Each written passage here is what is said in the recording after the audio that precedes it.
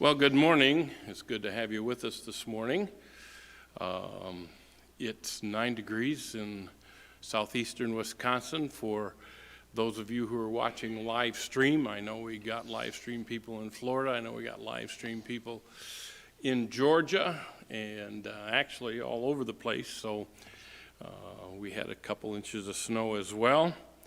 And we have several families, I got a call, several families out with COVID. So we're here this morning, and it is Sanctity of Human Life Sunday. And a longtime friend who has been the director of Baptist for Life of Wisconsin for 10 years, but we've known each other for a long time, way back to Michigan days. So Pastor Andy Burrows is going to come and share with us a presentation on Baptists for Life of Wisconsin. His good wife, Nan, is here, at least. Well, he didn't tell me she was good today, but she probably is. But anyway. All right, Brother Andy, come. We have live stream people, drive-in church. There's a couple people in drive-in church this morning, and 10:30, yeah, or actually if you get done earlier than that, I take prayer requests, so whatever. And this is your thingamajig right there, brother. Okay, appreciate the friendship with Brother Dave Brown and his wife. We were blessed. We had churches within each 10 miles of each other when we were in Michigan back in the 70s, and what a blessing. I came over here to Wisconsin. I'm originally from Wisconsin, and I came back home, and then Dave came a little bit later than that. Baptist for Life was started in 1990, and one of the things that I always remind people of, our number one goal when we started Baptist for Life was not to stop abortion. Our number one goal is to reach people for Jesus Christ. It is an opportunity when women come in and they're going through a crisis in a pregnancy or difficulties with their family, that they come and are seeking help and they're looking for answers, and we can share with them that Jesus Christ can be an answer into their life. But the problem is that even if you stop an abortion, people are going to go to hell. But if you reach them for Jesus Christ, then they're not as apt to get an abortion. We'd like to say that they wouldn't get an abortion, but sadly, some of the statistics that we have show that that's not true. Nancy and I have been doing this. Actually, we'll be finishing up 10 years coming up in July of working with Baptist for Life. We are very pro-life. We had 6 children of our own. Then we got involved in foster care, and we had 17 foster babies that we took care of, not all at the same time. It did seem that way sometimes. But, and then we ended up adopting 4 children. We have a very large family, and actually I had the privilege of officiating at my grandson's wedding, and his wife coming into our family was number 73 in our family. So we're just kind of flooding the market. Don't have a lot of quality, but quantity we're going to flood the market. So trust that the Lord will bless in that. In 2007, when our youngest one that we adopted had graduated from high school, my folks came to live with us. My dad passed away in 2010 at the age of 93, and my mom passed away in 2017 at the age of 96. And so we are very pro-life on both ends of the spectrum that way. We believe in the sanctity of human life. The children are an heritage of the Lord, and the fruit of the womb is his reward, as Psalms 127:3 said. And I can honestly say that we enjoyed our children in every age of their lives. Sometimes we as parents have a habit of hoping that they'll get to the next level, and as a result of that, we fail to enjoy them at each segment of their lives. Now when they see people and they're saying, oh, I can't wait till they grow up, and I said, listen, enjoy them now. And we do appreciate our children. I do believe in accountability. We put out a Proclaimer newsletter. Fact is, I believe your pastor put that in the bulletin today, our Proclaimer, which we put out 4 times a year. It tells you about what's going on in the country. I always have an article in there as I see it, so that my own perspective of it, for what it's worth, and keep you abreast of what's going on. Then we also put out a monthly prayer letter, and both of these are also on our table, and if you would like to pick them up, or if you would like to get that regularly by email, if you will sign up at the sign-up sheet on our table out in the foyer there, and put your email address legibly, you will automatically get our prayer letter and our Proclaimer as they come out.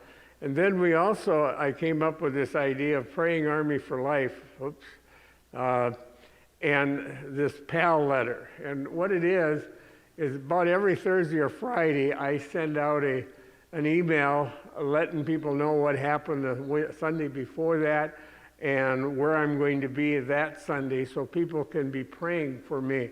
And my wife, as we travel, we are praying that we can do this for at least another 3 years until I turn 80, and then I'll pass it on to somebody else. But we need a lot of prayer through this ministry, and I really do believe in the power of prayer, and I want people to be praying for what we are doing. And so if you want to be a part of what we are doing and praying for us, that you have to email me at info@bflw.org and say, I want to be on your PAL list, and it'll automatically put you on that. If you can't remember that, you can pick up one of our prayer cards, and that email address is on there. And the reason that I do that is because I know that if you'll take the time to email me, you'll probably take the time to pray for us. I'm not just interested in having a lot of people on there, but I want to have people that'll pray. And I do have some people that will send me a note saying, I got your prayer letter, and we're praying for you. And you don't have to do that, but it does encourage me to know that you're out there. We started, come on now, we started 5 centers actually in the state of let's see, it's not, there it is, 5 centers in the state of Wisconsin since it was started in 1993. The Alpha Women's Center here in Milwaukee was started. You're most familiar with that one. I see that Sue is here. And Holly work at that one. We are praying for Holly daily and her cancer treatments, and pray that you will continue to pray for her as well. And then the Access Women's Center was started in 1998. Stephanie Larson is the director of that one. And in 2003, the Agape Women's Center was started. My wife is the director of that one over there in La Crosse. While I was pastoring in La Crosse, we were involved personally in starting that one. Then the Assurance Center was started in Appleton in 2007.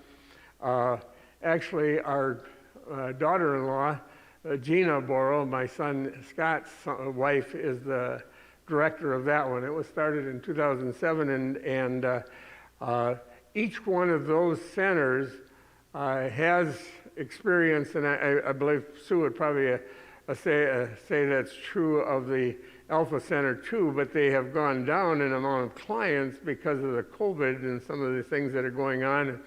And Holly even says that it's because some of these stimulus checks, people aren't needing as much help as they used to.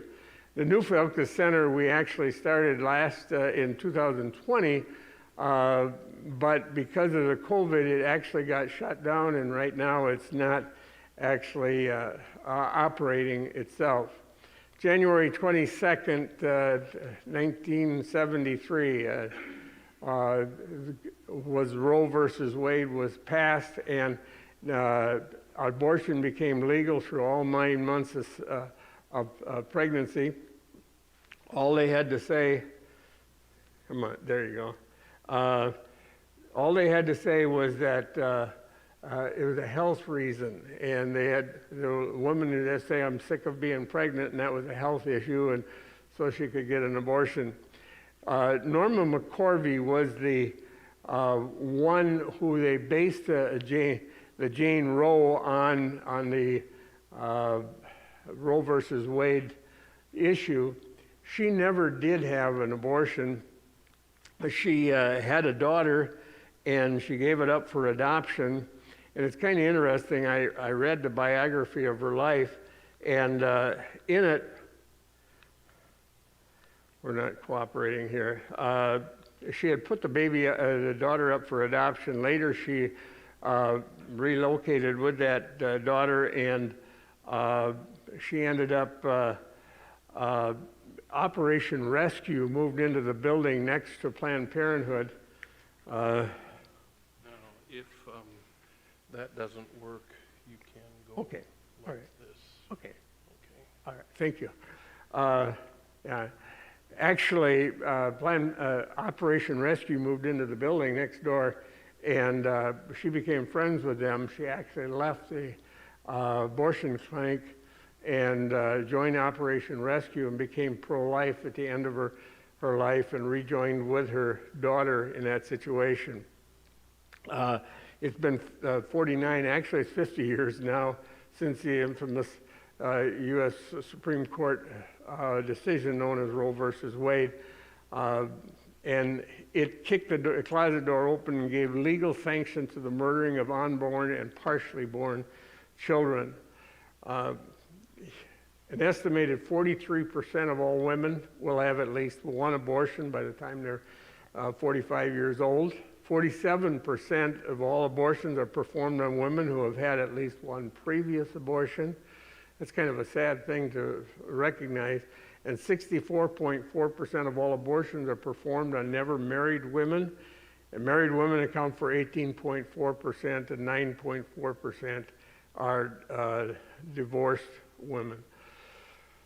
1% of all abortions occur because of rape or incest, and 6% of abortions occur because of potential health problems regarding either the mother or a child. And that was the basis of why they wanted to push for the legalization of abortion.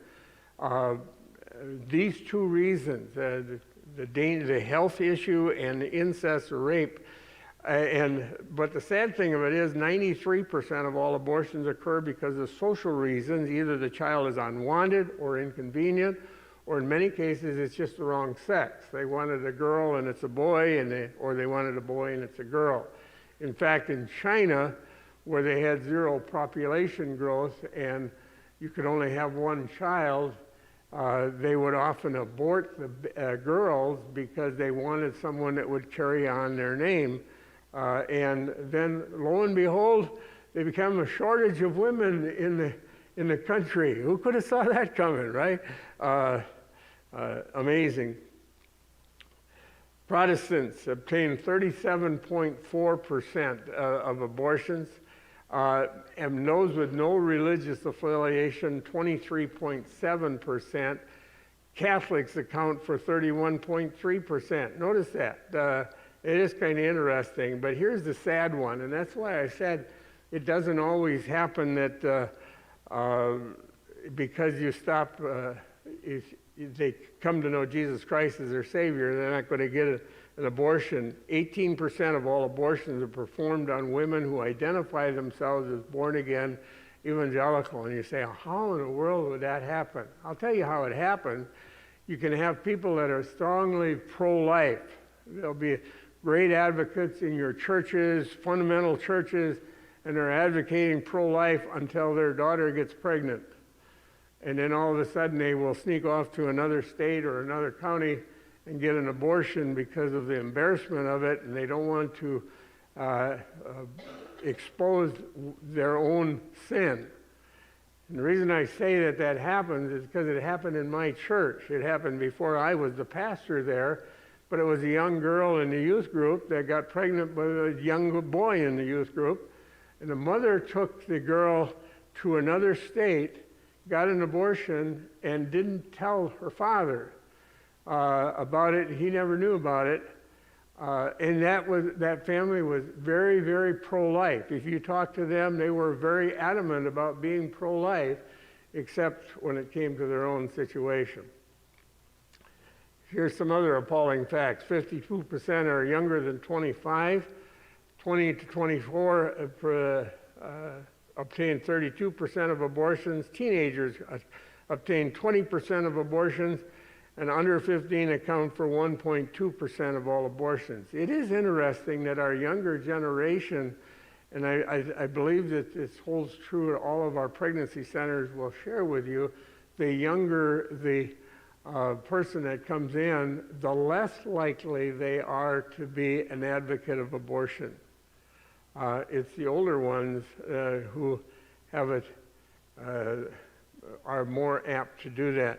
63 million plus abortions, and it's the number represents the entire population of Wisconsin, Minnesota, North and South Dakota, Montana, Wyoming, Idaho, Utah, Colorado, Arizona, New Mexico, Nebraska, Kansas, Oklahoma, Mississippi, Arkansas, Missouri, Alaska, Vermont.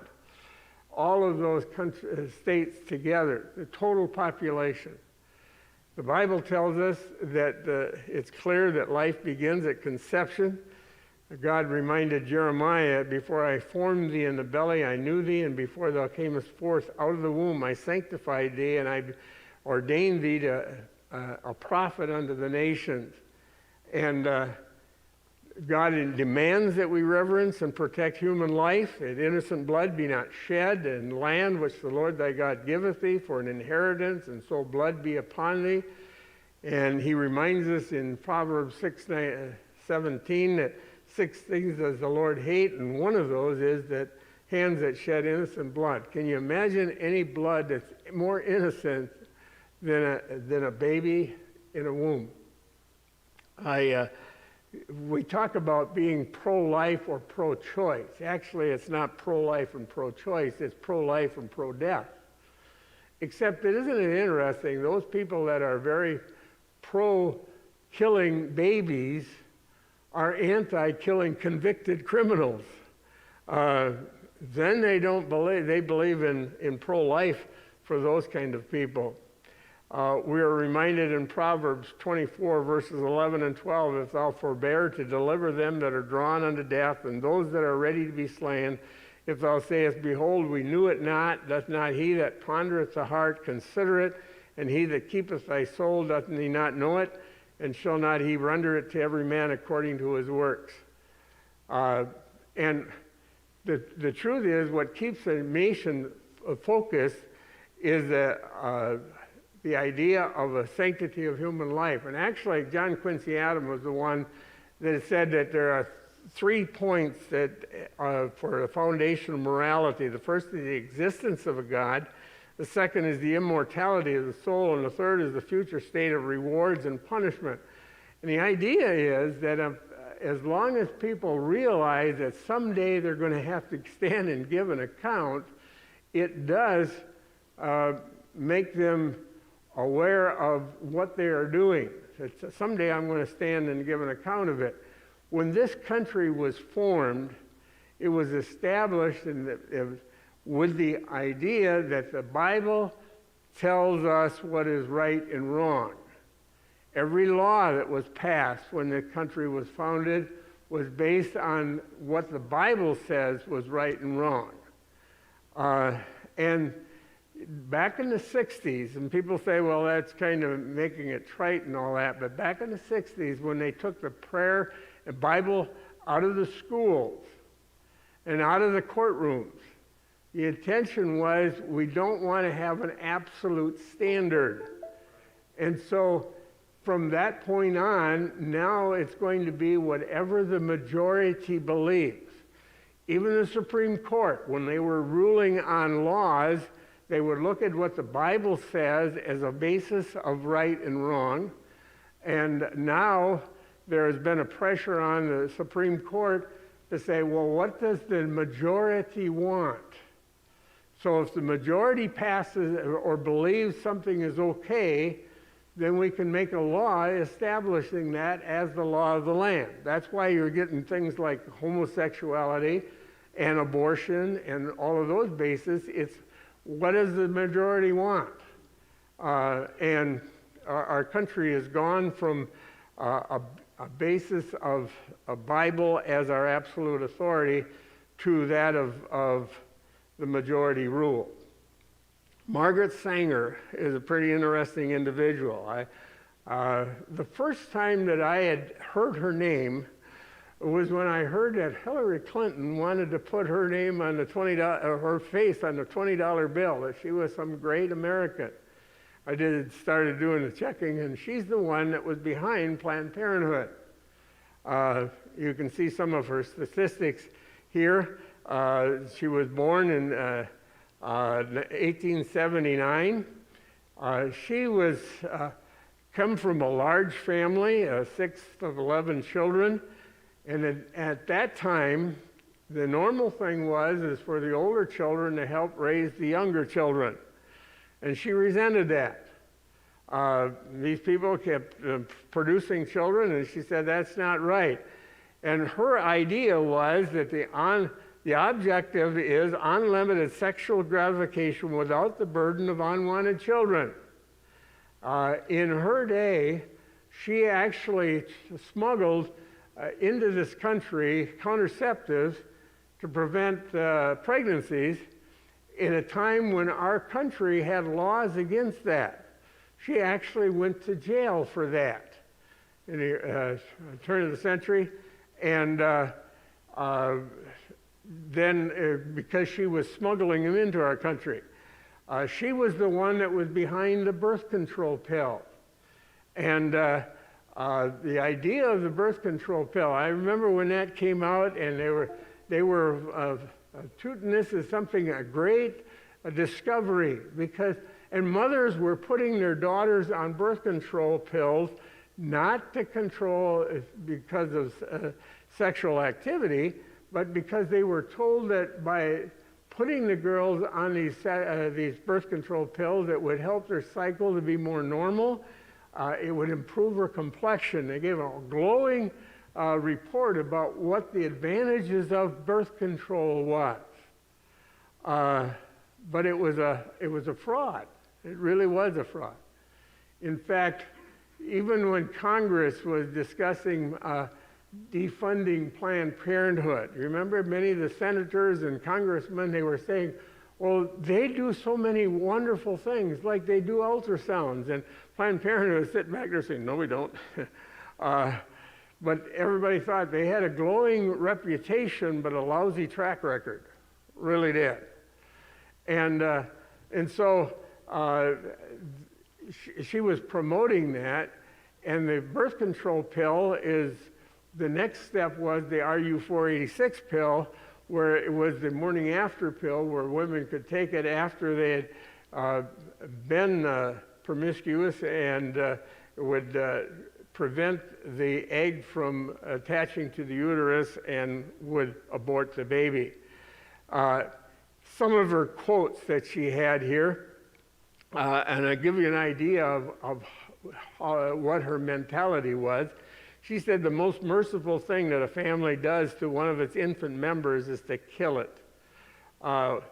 And she said we should hire 3 or 4 colored ministers, preferably with social service backgrounds and with engaging personalities. The most successful educational approach to the Negro is through a religious appeal. We don't want the word to go out that we want to exterminate the Negro population, but that's exactly what she wanted to do. She believed in a thing called eugenics, the same thing that Adolf Hitler believed in. You get rid of all of the undesirables, and in her mind, all blacks were undesirables. All mentally and physically handicapped people were undesirables. And it was the idea of having a more cleaner race. And she used the same kind of tactics that our public schools are using on our children today. Today, eugenics is suggested by the most diverse minds as the most adequate and thorough avenue to the solution of racial, political, and social problems. Our failure to segregate morons who are increasingly and multiplying demonstrates our foolhardily and extravagant sentimentalism. And she went on to say that if you are intelligent and all, this is what you will understand. It's kind of like what our public schools are sometimes telling our students today. Your parents are way out of the loop. They don't understand, and so you have to ignore them. They're not smart enough to understand what you really need to believe. And so kids grow up thinking, my dad and mom, they're kind of dumb. They don't know what's going on here. We have to listen to these people that are more educated. She mentioned here a third group of society are those irresponsible and reckless ones having little regard for the consequences of their acts, or whose religious scruples prevent their exercising control over their numbers. There's no doubt in the mind of all thinking people that the procreation of this group should be stopped. She believed, actually, that when a couple got married, they should have to get permission from the government to whether they could have children or not. And they'd have to go through some tests to find out if they were mentally and physically healthy enough to procreate healthy children.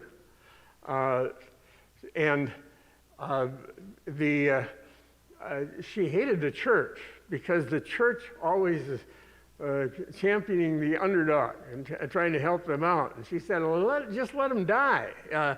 Don't let them procreate, and let them just get out of existence. The grosser, the more obvious, the undeniably feeble-minded should indeed not only be discouraged but prevented from propagating their kind.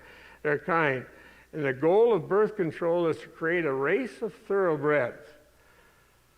Hordes of people are born who live, yet who have done absolutely nothing to advance the race one iota. Their lives are hopeless repetitions.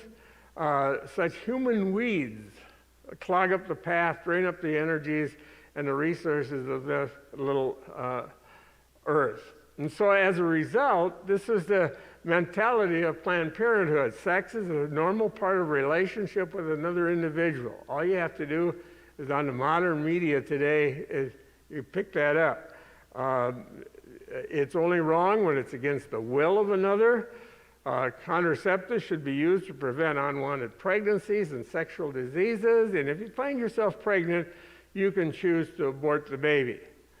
So how does the world respond? One of the problems is it's creeped into our churches. We don't like to admit that, but it has. We no longer, and I'm talking about the church people now, the world, we no longer believe that God is the one who opens and closes the womb. Now, in the Bible, in the Old Testament, was God the one who opened and closed the womb? Did he do it in the New Testament? Yes, he did. So when did he stop doing that? We don't know that. We'll use drugs and other means to control what and when our family will be. We have Christians today, church people, that when they get married, they're going to determine when they're going to have their children. My wife's sister decided when they got married that they were going to wait for a while, so she went on birth control. Then when she was ready, she went off the birth control, found out she couldn't get pregnant. Ended up having to adopt herself. Now that's just one of those illustrations, but it's happening in our churches today. And we will use drugs and other means to control what and when our family will be. Because we got the idea that if we leave this in God's hands, he will give us more children than we can handle. Is that not true? It is. Contraceptives are used by both married and unmarried women, and almost 50% of the people believe it is okay to have an abortion today. On contrast to that, In 2019, Pregnancy Resource Center's accomplishments. Now, this isn't just our centers here that we started through Baptist for Life, but centers throughout the country. They've served 1.85 million people. They've provided 267 million in free services, carried out 486,213 ultrasounds. They've given out 1,290,079 packs of diapers.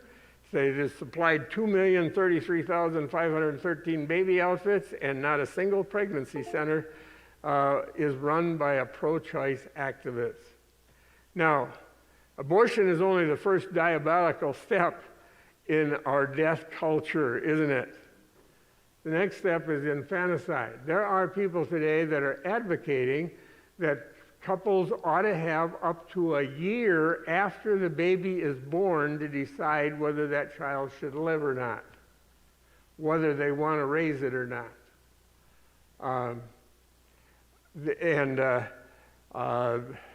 Because they say, well, you don't remember when you were a year old.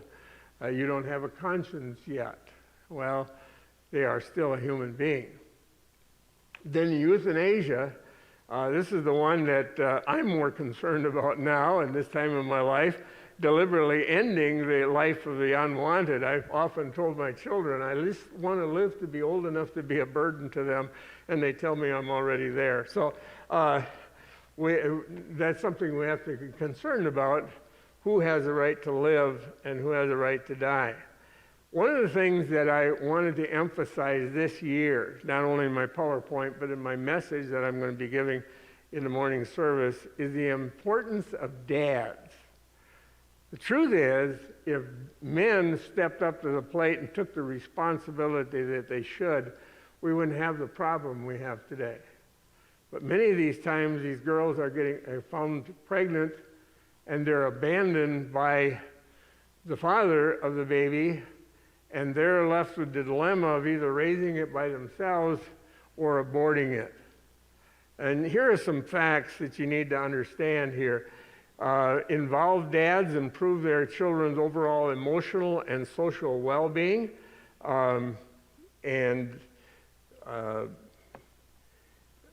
children who with involved dads are less likely to be mistreated. Children who live with their dads do better in school. Adolescent teen boys who live with their dads are less likely to carry guns and deal drugs. Individuals from father-absent homes were 279% more likely to carry guns and deal drugs than peers who lived with their fathers. That's an interesting statement. Involved dads reduce mom's parenting stress. According to U.S. Census Bureau, 19.5 million children, more than 1 in 4, live without a father in the home today. Children in prison fathers are more likely to have depression. Children living with their father, without their father in home, are 47% more likely to live in poverty.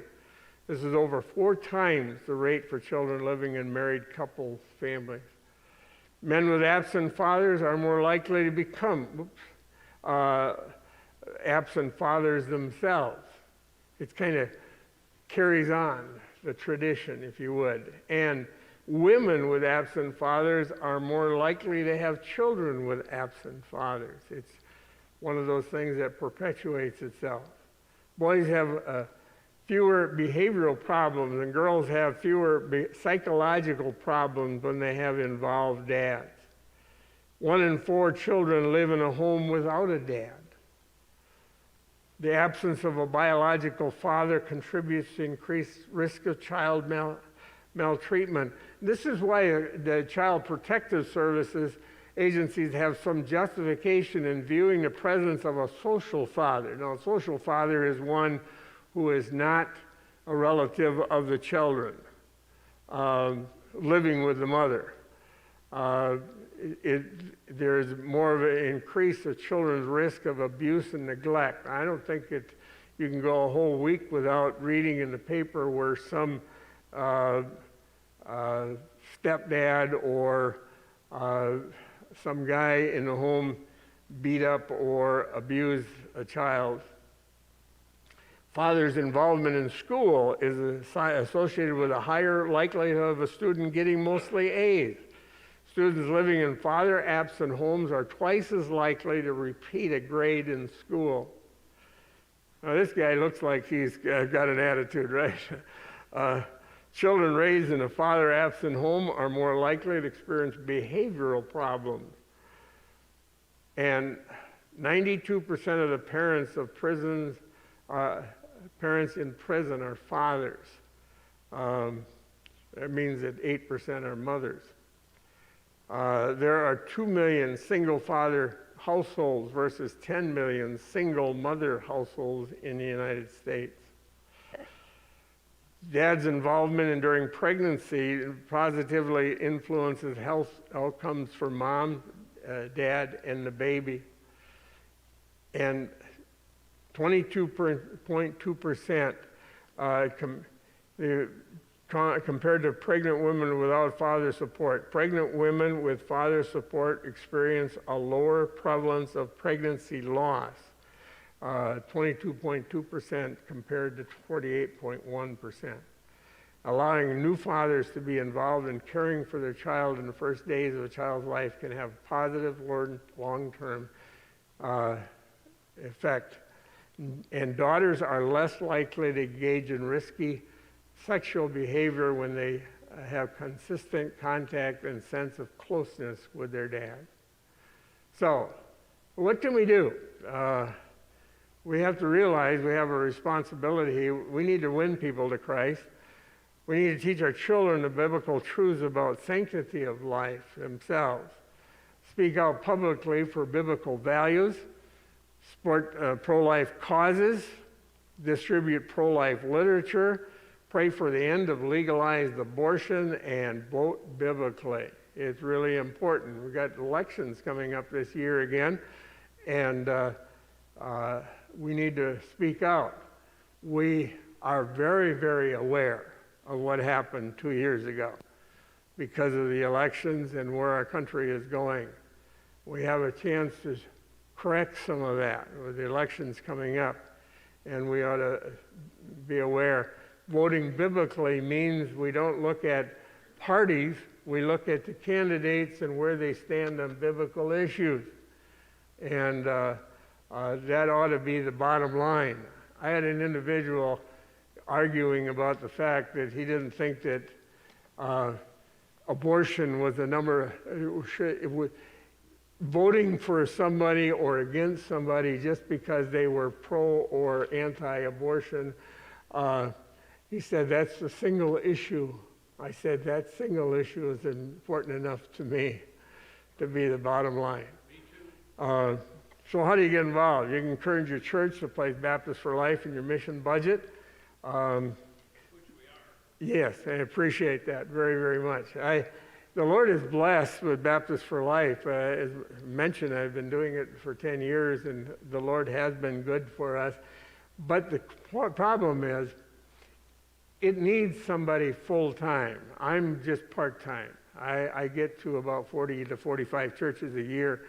But they need somebody that can got a lot more energy than me. I'm 77. I'm running out of gas is really what I'm doing. And they need somebody full-time, a younger man. And hopefully by the time I step down, financially we'll be able to do that, because there's a lot of things that can be done that I just don't have the energy to do it. And we appreciate all of those. You can become a member of Baptist for Life. There's a brochure on our table, and for $35 a year for an individual or $50 a year for a couple, you can be a part of Baptist for Life and what we are doing so we can carry on this ministry. I do go to some churches, and the Baptist for Life does pay my expenses, but there's sometimes when I go to a church that their giving doesn't cover my mileage even, and I really want to get out, and I don't want to say I won't go to a church unless they give me so much money or whatever it is.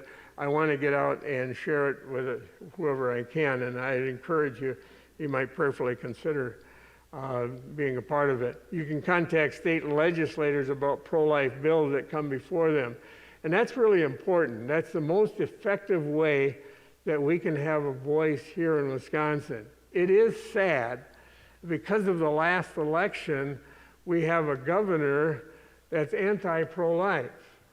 And we have had several bills that have been passed that he has vetoed, every one of them. One of them was the Born Alive bill, and that was that if a baby on a botched abortion is born alive, that nurses and doctors would be required to give them all the care of any other person that was born alive. And that was passed in the Senate and the Assembly, but our governor vetoed it. Now, you say to yourself, how is a botched abortion? When you're thinking of abortion and you're thinking about them going in and cutting up the baby, and then they come out with a baby and the baby's born alive when it's all cut up? Well, actually, because of the 486, the RU486 pill, it's close to 12% of the time they don't work, and the baby is born alive. So what do we do with this baby? Well, we just set it aside and let it die. That's technically what they're saying now. They're doing. Pardon? Yeah, and so we do have on our table a list of all of the assemblymen and all the senators, state senators, and all their contact information. And if a bill comes up and your pastor says you need to call your state senator or your assemblyman and let them know where you stand, that does have a very big effect down there in Madison. Jolene Appalling has assured me that's the most effective way that we can get through those people. And so I do have the sheets there, and you can pick one up and make sure you know who your senator and your assemblyman is, and let them know where you stand. You could help start a church pregnancy center. I have a program that I've been sharing with people about an AIM program. I wouldn't advocate you doing it because you're very active, involved in the Alpha Women's Center, but there are churches that are out in all these little towns and that, and it's an idea where a church could have a ministry working out of their local church, where there would be a presence in that town where a woman is going through a crisis pregnancy would have somewhere where they could go. And it wouldn't involve renting a building or paying somebody. It would be strictly a ministry of the local church, but it would give an opportunity to minister in that area. You can encourage young people to enter the essay contest. We have an essay contest, and actually it's just ending up now. Why defund Planned Parenthood? It's ending up at the end of January this year. Our next one is going to be on the responsibility and role of dads, and that will be coming out the 1st of February. It has prizes. I'll get back to that in a minute because I have a flyer for that. But you can get involved in a pregnancy center. I'm sure that Sue could find something for you to do out there, right? Because they're all needing helpers for that. You can help organize a fundraiser for the center, and I'm sure you have done all of that, and attending one of the annual rallies. And this year we're going to have 2 rallies. I'll get to that in a minute. One of them is going to be April 23rd at Calvary Baptist in Watertown, and the other one is going to be on April 30th at Emmanuel Baptist in Menominee. We're doing it because people are saying, well, our state is so spread out, and you come down for an hour and a half meeting and travel 6 hours, it's kind of difficult. So we try to have one in the north and one in the south. This is the essay contest. There are prizes of $400, $200, and $100. And by the way, since we have started that, since I have been involved in it in the 10 years, 3 times we had all 3 of the winners, first, second, and third, were boys, which I was impressed with.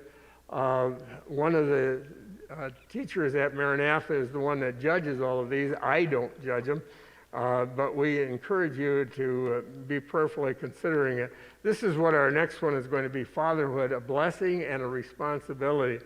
It is going to be starting next month. Don't forget your Choose Life license plate. If you'll notice, my license plate on my truck there is BFLW1. I have a BFLW2 and a BFLW3 on my license plate. But these are interesting because Jolene Appalling worked for 10 years to get this on the books. And it costs you an extra $25, but that $25 does go to our pregnancy centers. I believe you've gotten 3 of them, haven't you? I know the Agape has gotten 2. I have one on one of my cars. Yeah. You have it on your car, but I mean the grants themselves.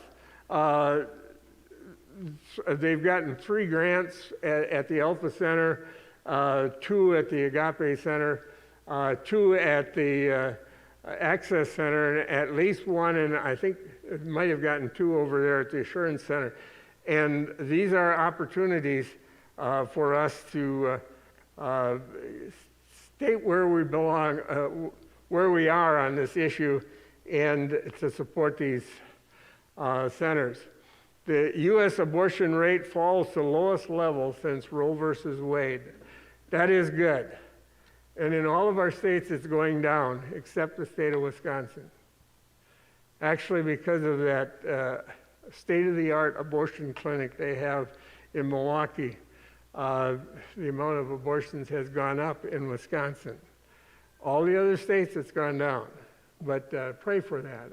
I was down here a couple of years ago, and Paul Hoover took me around to all of the abortion clinics on a Monday morning, and we were at that clinic one Monday morning, and we were there probably about 45 minutes, and there must have been 10 or 12 people that came into the clinic during that time. There's a movie out called Unplanned, and in that movie, there was a gal that left being the director of a Planned Parenthood and became involved in the pro-life movement. And she made a comment in that movie that when there are people outside the clinic praying when they were open, their abortion numbers went down by 75%. That's an amazing thing. It's something to really think about. If nothing else that we can do is just go and pray. You don't have to demonstrate. You don't have to be active and violent or anything like that, but just praying, and God would work in people's hearts. And I was impressed that while I was there was a lady that was handing out tracts, and I would say about a third of the women that went into the clinic did take the tracts from her, which I thought was interesting.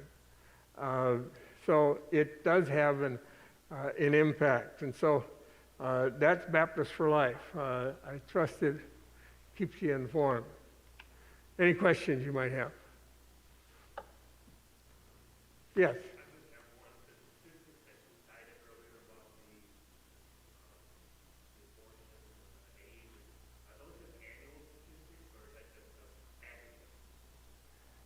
It was one evaluation from a year, okay?